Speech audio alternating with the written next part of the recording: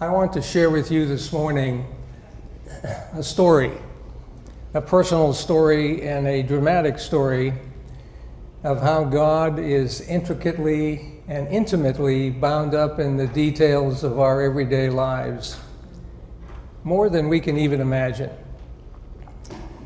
And I trust, my prayer is that you will be blessed and encouraged today as a result of sharing this time together. That truth that God is intimately involved in our everyday lives is presented throughout Scripture, but perhaps nowhere more clearly and succinctly than in Psalm 139. What is the context of that psalm? Well, King David is the author, and he's writing under inspiration, and he cries out to God in praise and says, "All the days ordained for me were written in your book before one of them came to be. How precious to me are your thoughts, O God. How vast is the sum of them." Think about that. All the days ordained for me were written in your book before one of them came to be. How precious to me are your thoughts, O God. How vast is the sum of them. It's an amazing truth. And I pray that you will join me in pondering that today as we listen to the story that I want to share with you. Doris and I were a military family. We spent 22 years in the United States Air Force and left the military in 1988 as God called us to establish a ministry called the Institute of Biblical Leadership. That ministry is dedicated to coming alongside of church leaders, pastors, elders, deacons, missionaries, coming alongside of them to invest in their lives so that they'd be more effective for Christ. That's not the purpose of our meeting today, so we'll share that for perhaps another day. In 1970, while we were on active duty, I received orders to go to the Vietnam War. And I was assigned to an organization called Civic Action. It was part of the CIA, and it involved American soldiers going out into the bush to try to win the hearts of the South Vietnamese people over to their South Vietnamese government. It was a dangerous assignment for reasons that you can probably see. While I was traveling to Vietnam in the air somewhere over the Pacific, my orders were changed. And I was assigned to an Air Force advisory group where I would spend the next year working closely with Vietnamese officers, particularly two of them, a Captain T and a Lieutenant An, A-N. You want to remember that name, Lieutenant An.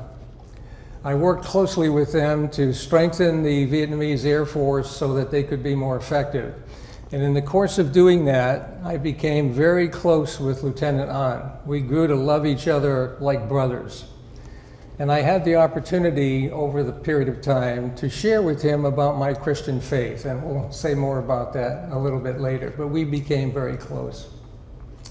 Before leaving for Vietnam, my wife Doris and I felt led of the Lord to search for and to adopt an infant child. And so after I got settled into my responsibilities, I began to go out on weekends to visit orphanages. I would typically take a 2.5-ton truck and some Marines, and we'd fill it with supplies, and we'd go out and visit the orphanage. And whenever we did visit an orphanage, there was an event that took place every single time.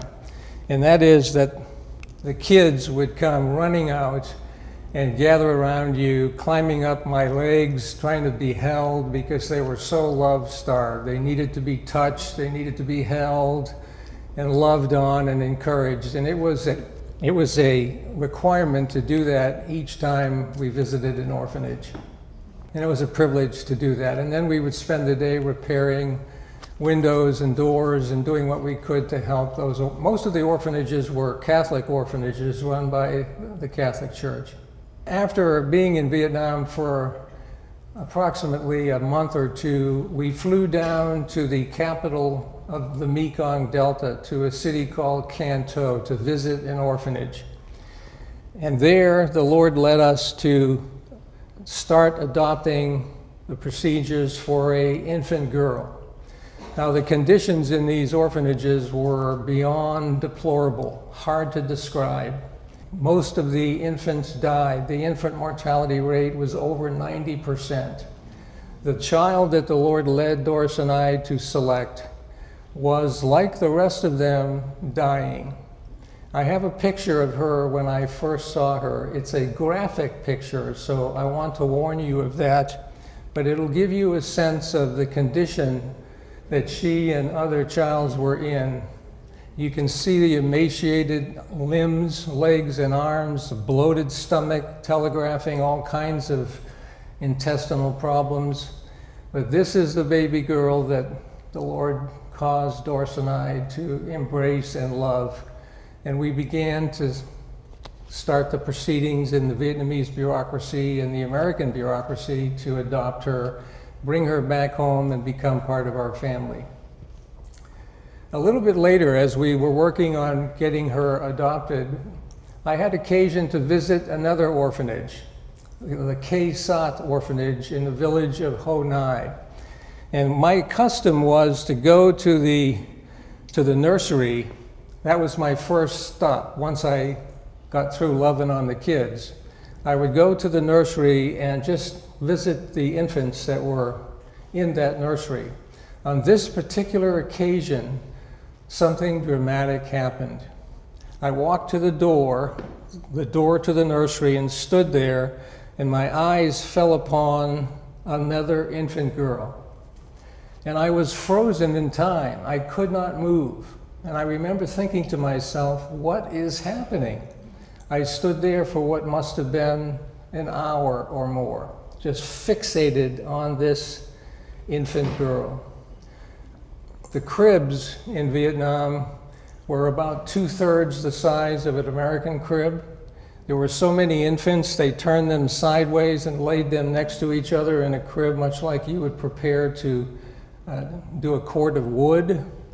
There were no diapers in Vietnam at the time, so these children urinated on each other, passed solid waste, laid in it. The flies were so thick you had to wave them away to get access to a little child. They were all dying. This particular infant had begun to turn inward. The flies would walk across her eyeballs and she wouldn't blink. In and out of her nostril, her gaping mouth, her ears. But God touched my heart over this little girl. And I remember thinking, what is going on here? We've already found a girl. Why am I so attracted to this child? And I remember feeling guilty because we had already selected a child. And I forced myself to leave the nursery. I came back a few times during the day and again before we left. But I forced myself to leave. About a week later, I received a message from the Mekong Delta that our girl that we were adopting died. She was now in heaven, and the question before us, what does God want us to do? Is he telling us to stop an effort to adopt a child, or what? We weren't sure of that. So I contacted Doris by shortwave radio and shared with her that we had lost our baby, and we grieved together. And I asked her to pray with me over the next week or so to ask God, does he desire us to continue, or is he telling us to stop? And so we did. I did not tell her of the second child I had found. A week later, I called her again by shortwave radio, and we both had been led of the Lord to continue, not to be deterred from what we sensed God wanting us to do. And then I told her about this second child.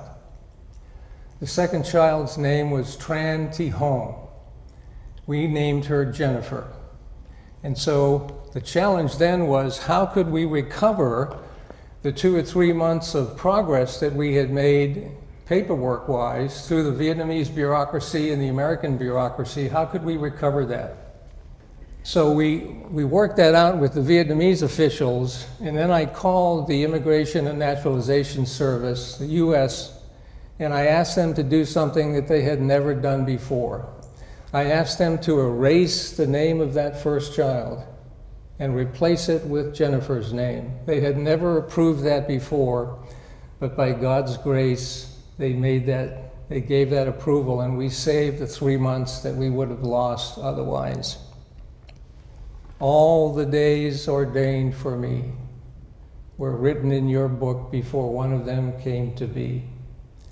How precious to me are your thoughts, O God, how vast is the sum of them.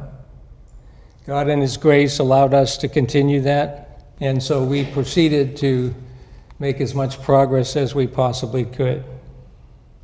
Our friends and family in the States began to send things over to this particular orphanage to nurse Jennifer from the jaws of death. Most of that was stolen along the way, but some of it arrived, and over time, Jen began to respond to that care, and she became stronger and stronger and more healthy and robust, although still very fragile. The next challenge was to get her out of that orphanage as quickly as possible. And there were several reasons for that. One was there was enemy activity in that area, and Jennifer was under danger from that. And secondly, and perhaps moreover, the Viet Cong, the enemy, would kidnap baby boys from the orphanage and send them up the Ho Chi Minh Trail to camps where they would be prepared to be soldiers at about 12 years of age. They would kidnap baby girls and send them up the Ho Chi Minh Trail to prostitution camps where they would be raised till they're old enough to be prostitutes and fund the war effort. So Jennifer was in danger for those reasons, but I had nowhere to place her. I was not authorized to have a dependent. I lived in a small room myself. I did not know what to do with her. And I was burdened by that. And Lieutenant An, that Vietnamese officer that I worked most closely with, realized that I was burdened by that. And one day, he came to me, that's Lieutenant An, with his wife Nia and his 2 sons, Phu, the older, and Duke, the younger. And the woman there is a friend of theirs. Lieutenant An came to me one day with tears running down his cheeks, and he said, "Dai Huy Lloyd," Dai Huy is Vietnamese for captain, "you have given a year of your life to my country. My wife and I want to take Jennifer into our home and care for her until you're ready to send her back to the United States." They lived in poverty.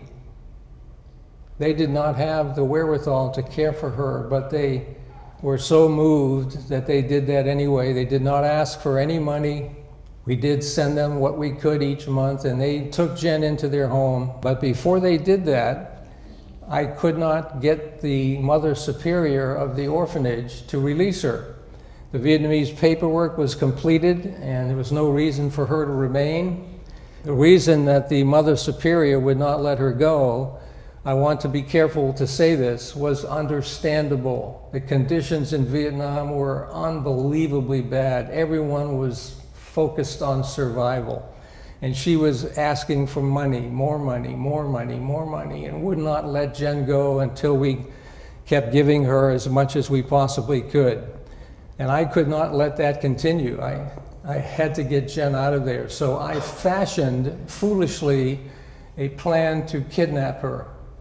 My friends and I had vehicles, we had weapons. We were going to go break down the gate and take Jennifer for ourselves. If I had done that foolish thing, I would still be in the brig today. A few days before I was to execute that plan, the Mother Superior released Jen. And Lieutenant An and his wife took her into their family and began to take care of her. That was an answer to prayer. All the days ordained for me were written in your book before one of them came to be. How precious to me are your thoughts, O God. How vast is the sum of them. So Lieutenant An took her into his home and cared for her.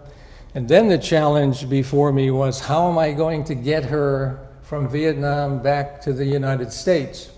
to get her out of that dangerous country. I had no way of doing that. Well, one of the friends that I had established in the chapel program at the base was a sergeant by the name of Bob White.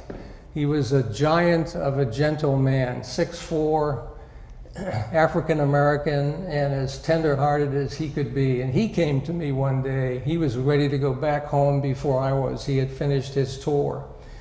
And he said, "Captain Lloyd, the Lord has led me to take Jennifer and carry her home for you." That was about a 40-hour trip across the world. He had no seat for Jennifer. He carried her in his lap for 40 hours, the better part of 2 days. And the evening that I placed her, and Lieutenant Ahn placed her in Bob White's hands, you could see the torment on Lieutenant Ahn's face. They had fallen in love with this girl. She had become like a daughter to them, and they had to hand her over and release her, and it was a very difficult thing for him to do. You can see the torment in his face because they loved her as their own. Bob White took Jennifer and carried her across the world, and 2 days later placed her in the hands of Doris in Syracuse, New York. My mother was with Doris, and when they saw Jennifer, they wept openly because of her emaciation. To me, she was a bouncing baby girl, but this is the first time they had seen her, and they could not believe the unhealthy condition that she was in. I left a month later and returned to the United States myself. All the days ordained for me, for you, were written in your book before one of them came to be. How precious to me are your thoughts, O God. How vast is the sum of them. For the years that followed, I wrote and corresponded with Lieutenant Ahn back and forth. We continued a close, loving relationship for about 3 years. And then in May of 1975, South Vietnam fell to the communists. And my correspondence with Lieutenant Ahn came to an abrupt halt. We no longer heard from him, and we were grieved and brokenhearted over that. We tried to find him through the American Red Cross, the Canadian Red Cross, the International Red Cross, and we could not locate him. We had heard documented and substantiated claims of executions, particularly of officers of the South Vietnamese Army and Air Force. And we feared that perhaps that was his fate. But we kept trying to find him for the better part of a year. And then finally, we realized that we had lost him. And so Doris and I had a ceremony in our home, and we gave Ahn over to the Lord and accepted his death. Fast forward 20 years. In the summer of 1995, I was involved in the ministry and traveling most of the time. I was rarely home, but I was home this particular night, and the phone rang. And the man on the other end of the phone said, "Is this the residence of Dai Lloyd?" And I said, "Yes, I am Dai Lloyd. Who is this?" And he said, "This is Fu." You remember that name? That was one of Ahn's sons. And he proceeded to tell me what had happened. But when I heard his voice, I lost it. I just wept. I couldn't speak for minutes. I don't know how long it was. But finally, I was able to talk with him, and he shared with me what happened to his father. When Saigon fell, Lieutenant Ahn took his wife and his children and drove around trying to evade the communist police. They kept hearing in loudspeaker trucks, "Surrender and you will not be harmed, we'll take care of you." And so ultimately he did that, and that's the last they saw of him. He was sent to a concentration camp and put in a small prison cell with a dirt floor, in solitary confinement, tortured, beaten for 5 years. His wife, Nia, had attempted every day for 2 years to go to the authorities and plead with them about his wherewithal. but they would not help her in any way. And they finally, after 2 years of asking, gave up. And it was 5 years before they heard a knock on the door. And they opened the door, and there stood a resemblance, a vestige of what their father had been. And he fell into their arms, and they loved him and nursed him. He was almost in a catatonic state, unable to relate to people. But they cared for him and loved him, and finally he responded to their care and love and got stronger emotionally and physically. They moved from Ho Chi Minh City, which was Saigon. They decided to move down to the Mekong Delta, where their ancestors had first settled. And they did go down there and lived there for a while. And then one day, or as a result of a passage of time, Lieutenant An and his wife realized that the only hope they had for their boys was to put them in a boat and push them out into the sea in hopes that they would be rescued. If you can imagine that, I want you to think of that. One day, An and his wife stood on the shore. They had stolen a communist boat, and they placed their 2 sons in that boat, along with some other families, and pushed them out into the darkness of the ocean, never knowing whether they would ever see them again. Can you imagine that? They drifted out at sea for several days and were attacked by Cambodian pirates. You may remember that during the Vietnamese boat days, that was often the case, and the Cambodian pirates would execute everyone in the boat and steal what they could. In this instance, they did not. They just took their possessions, did not kill anyone. 2 days later, they were attacked a second time by a second group of Cambodian pirates. There was nothing to steal, so they took all of their clothes and left them nude in the boat, thinking that they would die. The day later, a Polynesian freighter rescued them and took them to a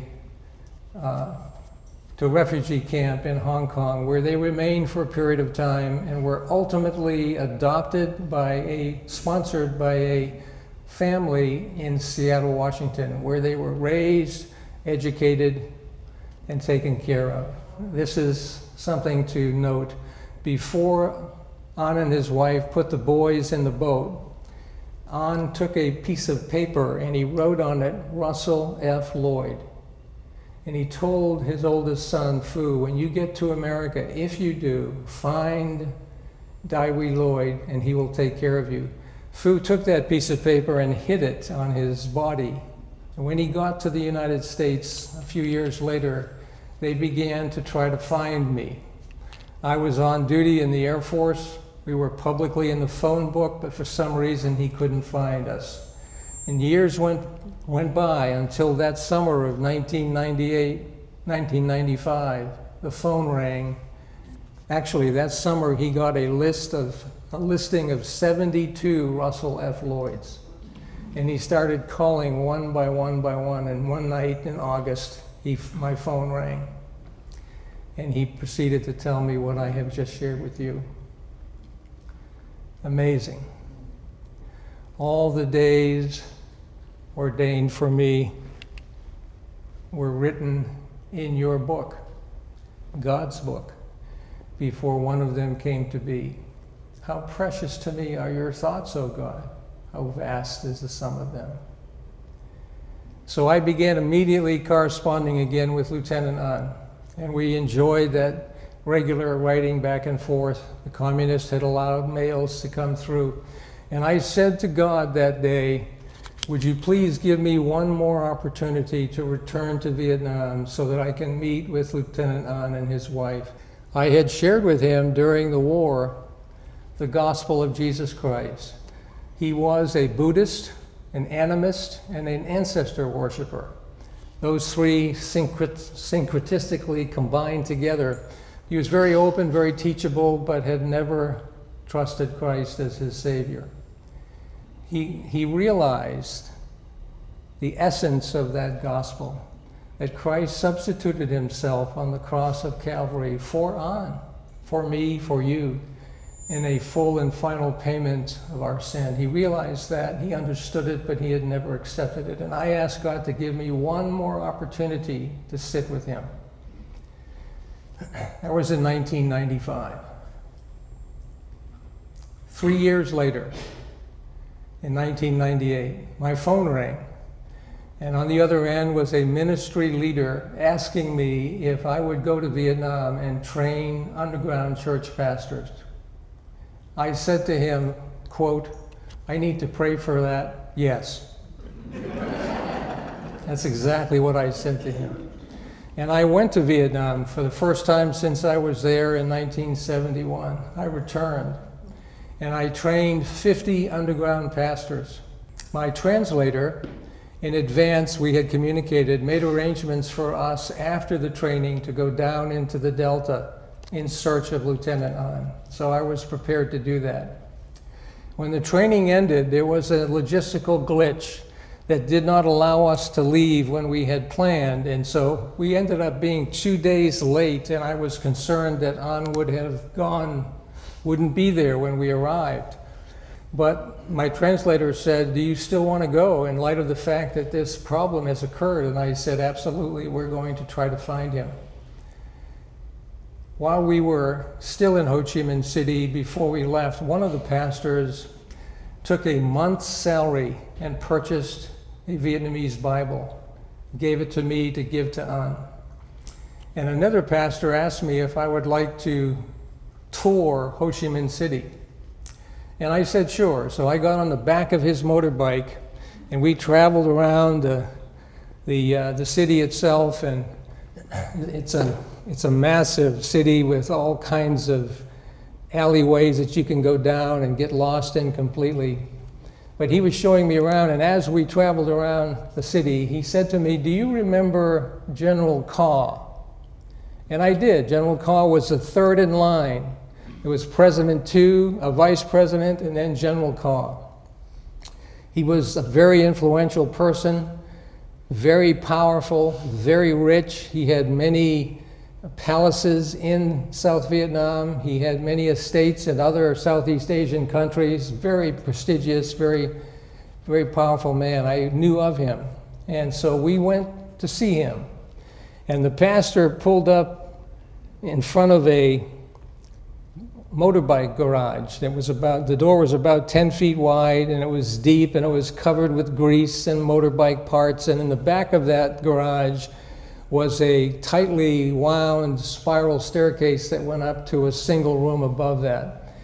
And we ascended that ladder, and General Kaw greeted us. One room. And he offered us a glass of water, and we sat down, and as the custom in Vietnam is, he wanted to learn about me and why I was there. And then I asked him to share with me what happened in his life, because he went from a multi-millionaire to someone who was struggling to survive. And he told me that he was arrested immediately and sent to a concentration camp, placed in a cell 10 by 10, dirt floor, a hole in the floor to use as a toilet, a concrete slab to lay on, 10-foot walls with concertina wire around the top, solitary confinement, did not see another human being except when the food was passed under the door, was beaten, tortured, and he knew he was going to die in that cell. It was just a matter of time. He said to me, "Russ, I was a prideful man in the height of my glory. I was very independent, did not need anybody, anything, was that kind of a person. And after several years in prison, I began to sense a transition taking place in my own heart and mind. I began to think about things differently than I had ever thought about before." He said, "I was aware of things that I was never aware of before." And he said, "I remember thinking to myself, what is happening? Why is this happening to me? Why am I regarding things differently?" And he said, "One day they took me out to the jungle to chop down trees. And while I was out there, I sat down to rest on a log, and a chicken ran by." And he said, "I found myself thinking, how is it that that chicken knows to lay an egg every so often? How is that possible? He said, I never would have thought about things like that before. Several weeks later, he was out in the jungle again, chopping trees, and he sat down to rest. And right in front of him was a seed pod from a jungle bush, a seed pod. And he took the pod and opened it up, and he saw before him an intricacy of beauty. The left side and the right side were identical, perfectly fashioned. And he said, I thought to myself, how is this possible that this seed pod can be so beautifully fabricated? A week later, he was in his cell, and he told me it was not uncommon for prisoners to climb out of that cell and go into someone else's cell, and they would be summarily executed, shot on sight. It's happened regularly. He was in his cell a week later, and a man dropped into his cell, and that man had a Vietnamese Bible. And that man sat down with General Carr and opened up the Bible and helped General Carr to see that the same God that created that chicken, the same God that created that seed pod, climbed up on a cross and gave his life for him. And General Carr accepted Christ as his Savior that day.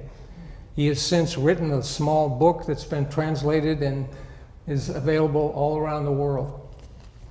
He was ultimately released, and there he was in poverty, surviving as best he could with his wife. Before we left, he pointed to his wall, and on the wall was a picture of General Carr and Robert McNamara.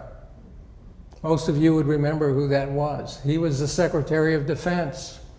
Next to that photograph was a picture of General Carr with President Johnson. And next to that picture was a picture of General Carr with the Pope. And he said, I have these hanging in my kitchen as a reminder of what I did not have. So we thanked him for his hospitality. We left, and the next day we began the dangerous journey back down into the Delta in search of Lieutenant An, 2 days late. We got to his village just as the sun was setting. I had an address. I was not able to contact Lieutenant An because he had no phone. I had an address. We went to the post office, and my translator explained to the post office clerk why I was there, and she had compassion, and she took that address and went to find where Lieutenant An lived, because we did not know that. And she came back and she said, I'm so sorry, but this was a post office box. There is no address associated with it. I cannot help you. And she was grieving over that because she wanted to somehow help us find Lieutenant An. So I walked outside the post office. I stood on the front steps. The sun was setting, and I said, God, you didn't bring me here all this way to turn around and go back. What do you want me to do? And just then I remembered Fu. So I went back to the hotel we had checked in, and I made an international call to Fu's home. He should not have been there because of the change in time. He should have been in work. He answered the phone. All the days ordained for me were written in your book. And first thing he said, please forgive me. My father asked me to give you his change of address, and I forgot to do that. So we got the address, got back and went to the post office, and they told us this little home he was living in was 2 blocks behind the post office. So we drove there, and when I drove up to his home, not knowing he would be there, we're 2 days late, he and his wife stood. They had been waiting there for 2 days. I had not seen him in, 27 years. We held each other, we wept. We had a meal together that night. He shared with me his story, very similar to what General Carr had experienced. I gave him the Bible and General Carr's book, and I said, please read this, and can we meet tomorrow morning for breakfast one more time before we leave? I want to talk with you, I said. And he said, I know what you want to talk to me about. You want to talk to me about your God? And I said, yes, I do. So the next morning we met for breakfast. We had sweet fellowship together. And before I left, I sat him down with his sweetheart, and I opened his Bible and shared with him the truth of the scripture that Christ had substituted himself for him as a full and final payment for his sin. And he and his wife trusted Christ that morning and were ushered into the kingdom of God. We left and drove back to Ho Chi Minh City the next morning, and I left the day after that. The morning I left, one of the 50 pastors I trained turned us all in to the communists. And all the pastors, 49 of them, were arrested and put in prison. I escaped just barely before this happened. All the days ordained for me were written in your book before one of them came to be. So I returned to the States, and we began going back to Vietnam. The pastors that I had trained asked us if we would come back and systematically teach them the principles of God's Word. And so my board of directors approved that, and I began going back twice a year. This last March was my 33rd trip to Vietnam. During this time, over the years of me going there, the 20 years, my daughter Jennifer had grown to be a woman. She had gone to college, married, had first grandchild, second grandchild, third grandchild, fourth grandchild. She was a busy lady, and she did not have time to come to Vietnam with me. She just could not do that, as much as I had encouraged her to return to her country of her origin. But on the occasion of this last March, she was led of the Lord to join me. And he had his stamp of approval on that because he provided the funds through one donor for her to come. So after I completed my training, Jennifer flew to Vietnam. We met and we did some traveling. Prior to us going to Vietnam, I asked my Vietnamese staff to do something for us. I asked them to search for the orphanage to see if it was still erected. And lo and behold, they found it. Still erected. It was now a storage facility for a kindergarten. I also asked them to see if the Sister Superior was still living. That lady that gave me such difficulty, but I understood why she was doing that. They found her. She was still living. And moreover, I asked them to find the sister who discovered Jen. I don't think I mentioned this to you, but Jennifer had been abandoned in a rice paddy next to the orphanage the day she was born. Right next to the orphanage. And this particular sister, Sister Niem, heard Jennifer crying in the midst of that rice paddy, much like Moses was placed in the reeds. And that sister went out there and saved her life and brought her into the orphanage. So I asked my staff to see if that sister was still alive. And they found her. She was. So when Jennifer came, we took some time and we traveled, and we had the opportunity for her to meet with the Sister Superior, who was struggling with some memory issues and in a wheelchair. But Jennifer expressed to her her love and her appreciation for helping to save her life, and gave her a gift. That's Sister Lan in the wheelchair. And then Jen also had the opportunity in particular to meet with Sister Niem, the one who saved her life, who rescued her from the rice paddy. Jennifer was able to hold her hands and express to her her gratitude for saving her life, and to share with Sister Niem what God had accomplished in the intervening 46 years. And in that culture, in the culture of Vietnam, when you're hearing from someone, a friend or a family member, and they share with you some exciting emotional news, the custom is to slap that person like that. And so as Jennifer is expressing her gratitude to Sister Niam, Jennifer was getting beaten up by, by this dear sister. They had a wonderful time of sharing together, and Jen had the opportunity to thank her for saving her life and to share with her what God has accomplished through those almost 5 decades. It was a very special time. From there, we went to the orphanage. Now, you will remember that I told you earlier that I stood in the door of that orphanage in 1971, frozen, couldn't get my eyes off of this little baby.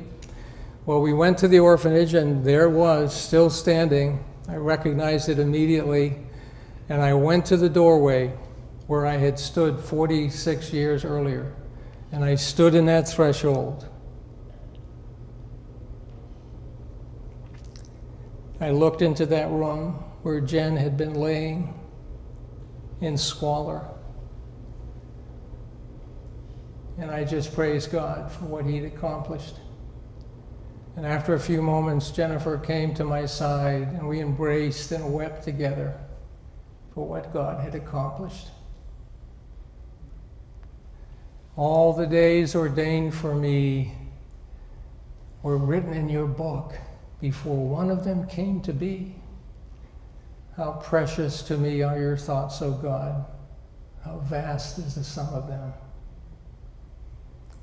Ponder that truth. So how do we conclude this? There's the door to the orphanage. And there's Jen and me as we stood together after having wept together. What are we to conclude by this story that I have shared with you? There's Lieutenant An, back in 1971, his wife and his 2 sons. Fu is the oldest. Duke is the youngest. The story does not end there. In fact, it never ends. But it doesn't end there. Last month, Doris and I had the opportunity to go to Seattle to attend a Bible conference. And we had the opportunity to get together for the first time with Nia, An's wife, and with Duke, the younger of the 2 sons. Duke is there in 1971. Fu was away from town, so we couldn't meet with them. And Lieutenant An was in heaven. He passed away a few years ago. But we met with Nia and Fu 47 years later. And we had the opportunity to have a meal together and to fellowship together. It was a sweet time. There's a picture of Duke, now 46 years later, and his mom, Nia, who's still living. She spent 2 weeks getting ready for this meeting, resting, wanting to have all the strength that she possibly could as she visited with us. So how do we bring this to a close? What's the learning outcomes of this? Well, you've heard my story of how God has sovereignly been working in my life and others for the last nearly 5 decades. But I want you to hold on to the truth that the same thing is happening in your life. Only the details differ. There's nothing exceptional about me. God is intricately, in detail, bound up in your lives more than you can even imagine. So the challenge for you and me is, what are we going to do about that? Are we going to cooperate with him, or are we going to resist him? That's the challenge before us. Thank you for coming. Thank you for your care and concern this morning. And my prayer is that you will be blessed and encouraged yourselves by God's desire to work in your life. All the days ordained for me were written in your book before one of them came to be. How precious to me are your thoughts, O God. How vast is the sum of them. If I were to count them, they would outnumber the grains of sand. Thank you for coming. God bless you today.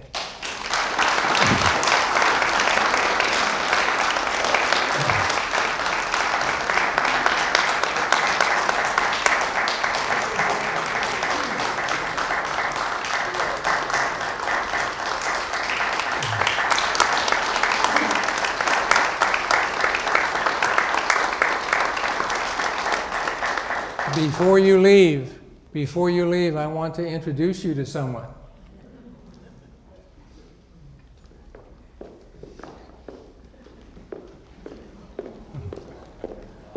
This is my daughter, Jennifer.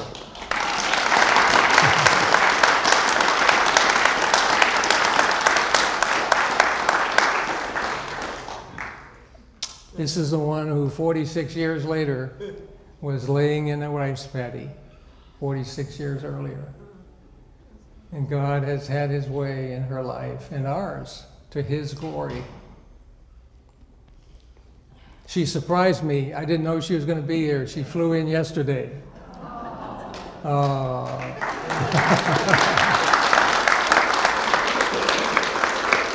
Thank you for coming.